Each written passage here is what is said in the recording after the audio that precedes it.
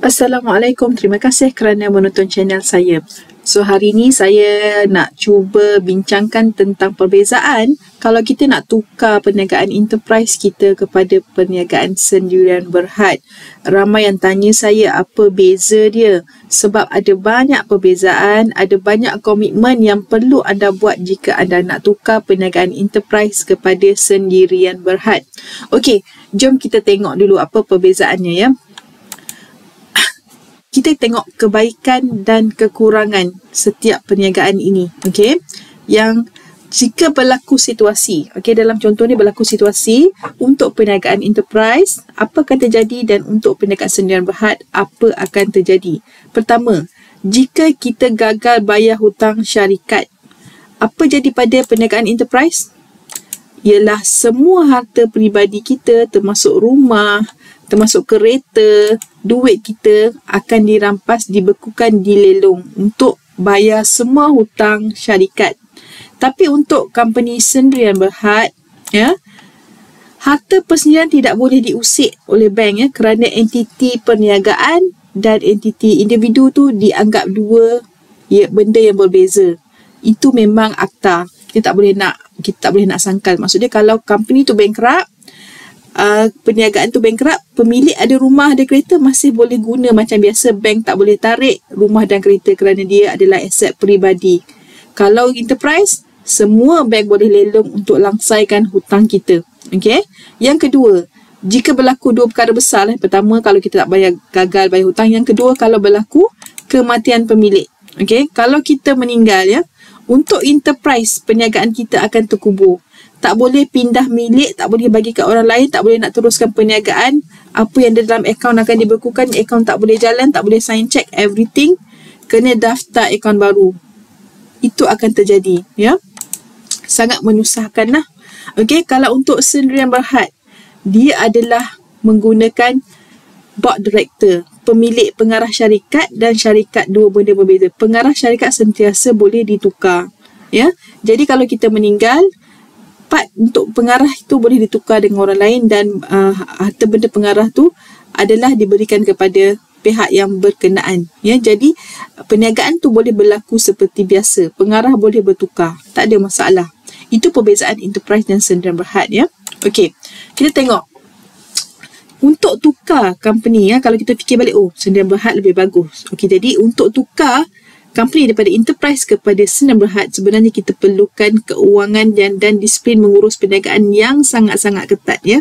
Sebab benda ni semua bukan senang. Okey, kita tengok di sini. Untuk enterprise, kos pengurusannya sangat kurang dan tidak terikat dengan akta yang ketat ya. Okey, di mana kos pendaftaran saya rasa ramai yang dah registered enterprise, pemilik tunggal RM30, RM60, tak perlu nak hantar laporan keuangan, perniagaan, beraudit, semua tak payah. Register, boleh start ya. Okey, untuk sendirian berhad, kos pengurusan dia memang tinggi sebab kita kena guna perkhidmatan bertauliah seperti company secretary, auditor, accountant, kena hantar report pula setiap tahun. Report tu pula bukan report biasa-biasa, kena ada audit, kena hantar cukai tahunan, dan pengarah kalau tak boleh buat, tak comply kepada yang diminta audit semua, boleh dikenakan denda atau dipenjara. Denda bukan sikit-sikit lah, RM50,000 atau penjara ya. Itu dia punya risiko. Memang mahal lah kalau kita fikir pasal company secretary, auditor, accountant, bayaran dia orang bukan dah bayaran yang murah ya. Okey, kalau macam tu, macam mana nak ubah daripada enterprise kepada sendirian berhad?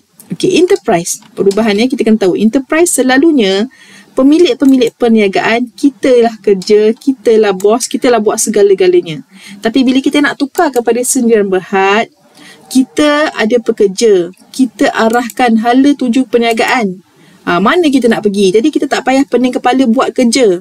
Sebagai pekerja, kita adalah tuan punya syarikat. Macam mana syarikat besar, macam syarikat-syarikat Sogo semua, ada cashier yang jaga juruang. Tak adalah pemilik tu nak jaga juruang, kan? Kalau dia masih nak kerja jaga duit, bila dia nak besarkan perniagaan dia? Okey, itulah kelebihan sendirian berhad. Okey, kita tengok seterusnya. Apa lagi perubahan dia? Okey, kalau enterprise, rekod keuangan tak kisah sangat. Akta dan peraturan tak kisah sangat. Tapi kalau sendirian berhad, kita kena take note. Kita kena belajar ya, daripada enterprise ni kita kena belajar pisahkan transaksi peribadi, transaksi perniagaan. Jangan campur. Nak beli kereta ada perniagaan lain, anda peribadi lain. Okey? Kita kena pastikan semua rekod keuangan dicatat dengan betul, dikemas kini dengan betul. Bagi yang baru lagi pada enterprise nak jadi berhad, selalunya benda ni akan jadi masalah besar. Ya? Yang ketiga, belajar belajar agihkan tugas. Kita hanya monitor saja. Kita tak payah lagi nak pergi pasar kita, nak masak kita, nak jadi juruang kita. Kalau kita buat semua benda tu, kita tak boleh move ke sendirian berhad. Kita tak mampu. Kita kena belajar mengurus, bukan lagi buat kerja. Ya? Okey. Dan bila kita nak berubah daripada enterprise ke sendirian berhad, benda pertama sekali kita kena ada setiausaha syarikat. Kalau kita cakap setiausaha syarikat ni adalah orang yang paling penting. Bila kita nak buka syarikat, kita kena ada setiausaha syarikat. Okey? Mesti ada yang fikir setiausaha syarikat macam ni, yang cantik-cantik, yang perempuan lawa-lawa. Bukan. Setiausaha syarikat ialah syarikat, company ya. Company yang membuat perkhidmatan sekretari, company sekretari ya. Setiausaha syarikat sendirian berhad wajib ada setiausaha syarikat ya, yang selaras dengan Akta Syarikat 2016. Perlu lantik dalam tempoh 30 hari daripada penubuhan syarikat. Kenapa? Kerana setiausaha akan buat semua kerja-kerja ni. Rekod, minutes, sediakan laporan mesyuarat, sediakan pembentangan laporan mesyuarat kepada ahli-ahli lembaga pengarah. Pastikan syarikat menyimpan semua maklumat dokumen penting macam penukaran pengarah, adres, alamat tempat beroperasi, semua laporan audit, laporan yang berkaitan dengan undang-undang disimpan oleh setiausaha syarikat. Dan benda ni kena bayar ya, bukan free. Ada setiausaha syarikat yang memang kenakan bayaran setiap bulan ya. Dia juga akan bagi nasihat kalau kita tak tahu peraturan-peraturan. Dia akan bagi tahu, okey, syarikat kita kena ada ni, kena ada ni. Dia akan tiekan kita dengan undang-undang. Pastikan syarikat kita sentiasa mengikut peraturan undang-undang. Dan selalunya sekretari syarikat ni, setiausaha syarikat ni dia ada juga perkhidmatan buat akaun semualah. Tapi saya galakkan kalau boleh buat sendiri dan datang juru audit. Sebab audit pun kita kena bayar ya. Bukan free dan bukan murah. Okey, kalau kita tengok macam-macam, kalau macam ni adalah buat enterprise je lah kan. Tapi kita kena tengok apa kelebihan, kebaikan enterprise dan kekurangan. Kita tengok kebaikan dulu. Kebaikan dia ialah, okey, mudah, kos murah, memang pastilah. Pemilik ada kuasa, boleh buat semua kerja, tak payah nak ikut arahan orang lain. Semua bisnes milik owner, semua untung milik owner. Cukai pendapatan ikut cukai pendapatan individu. Tak perlu buat laporan keuangan. Tak dapat buat laporan keuangan, kena denda. Satu hal pula, kita lagi rapat dengan pelanggan sebab kita sendiri ada dekat lapangan, kita sendiri buat kerja. Kalau syarikat sendirian berhad, kita dah jadi bos, kita tak jumpa dengan pelanggan, pekerja yang buat. Okey, apa keburukan dia? Okey, kekurangan dia ialah perniagaan ni nampak kecil dan murah. Modal pun terhad, susah nak kembangkan untuk lebih besar. Kalau nak buat pinjaman bank ke, kalau nak pergi masuk tender besar ke, kalau orang nampak perniagaan kita sendirian berhad, wow. Kalau nampak perniagaan kita enterprise, enterprise ke, dah tahu perniagaan tu perniagaan perseorangan kecil ya. Okey, syarikat besar susah nak bagi projek besar. Perniagaan pula jangka masa pendek. Kalau kita mati, meninggal, habis. Okey, bank pula boleh lelong harta kita sekali untuk bayar hutang. Jadi sebab pemilik dengan perniagaan dikira entiti yang sama. Susahlah macam tu kan. Itu kekurangan dia. Okey. Kalau macam tu, kita rasa-rasalah enterprise macam relax sikit kan. Tak ada peraturan ke? Ada. Enterprise tertakluk dikawal di bawah Akta Pendaftaran Perniagaan 1956 dan Akta Perkongsian 1961. Okey, sebab enterprise ni dia termasuk perkongsian juga dikira dalam enterprise. Okey. Dan juga untuk syarikat sendirian berhad, kita dikawal oleh Akta Syarikat 2016. Baru revise lagi, sebelum ni akta lain 1957 tak silap saya. Okey. Memang semua ada peraturan, cuma peraturan dia lebih ringan sebab enterprise ni memang perniagaan kecil. Memang ada akta. Okey. Okey, perniagaan enterprise tak kena bayar cukai ke? Siapa kata tak perlu? Dua-dua perniagaan enterprise ke sendirian berhad ke kena bayar cukai. Tak boleh lari daripada income tax ya. Enterprise, okey. Cukai perniagaan enterprise dikira di bawah cukai individu boleh dikira sampai 28% ikut ke government punya announcement dalam bajet. Okay, boleh tengok dekat e-filing, kena letak borang enterprise cukai pendapatan, nama dia borang B. Tapi tak buat, kena pastikan sebenarnya anda kena buat. Kalau tak buat, anda tak buat, berhati-hati. Nanti government dapat cari, susah.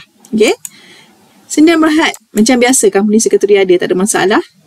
Memang ikut di bawah cukai syarikat dan memang ada form dia. Selalunya company sekretari ataupun auditor ataupun accountant akan buat borang ini. Untuk syarikat, guna je syarikat, maksudnya sekretari akan buat, dan juga audit company akan buat. Dan juga untuk pemilik syarikat buat sendiri. Dia panggil borang BE, ialah borang pekerja. Kalau orang yang bekerja sekarang ni, dia orang kalau buat income tax, dia orang akan bayar dalam borang BE. Samalah kalau kita ada syarikat berhad, sendirian berhad yang kita jadi pengarah, kita hanya letak borang BE, bukan borang B, ya. Okey. Selalunya peniaga enterprise tak buat rekod perniagaan, sehingga LHDN cari, kelam kebut rekod tak ada, perniagaan tak tahu untung rugi, kan susah.